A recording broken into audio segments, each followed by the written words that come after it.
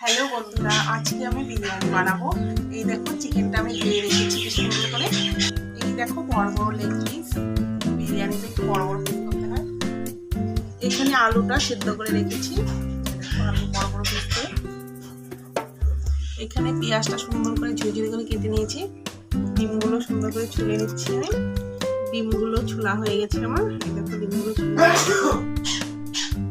এদিকে হলো ভাতটা মোটামুটি হয়ে এসছে। এখানে বিরিয়ানির ভাতটা হয়ে গেছে, দেখো কি সুন্দর ধোয়া উঠছে। এখানে ডিম আর পেঁয়াজটা ভেজে রেখেছি। এখানে আলুটা একটু হালকা করে ভেজে নিলাম। স্যালাড রেডি করে রাখলাম। এই দেখো আমার বিরিয়ানি স্টেপ বাই স্টেপ দেওয়া হয়ে গেছে। দেখো কত সুন্দর লাগছে কালারটা।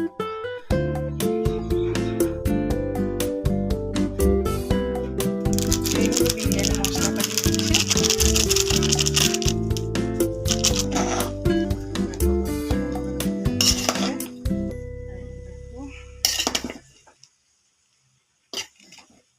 আমার বিরিয়ানি রান্না হয়ে গেছে। তোমরা কে কীভাবে রান্না করো আমাকে দেখিও, আর তোমরা বলো আমার বিরিয়ানিটা কেমন হয়েছে।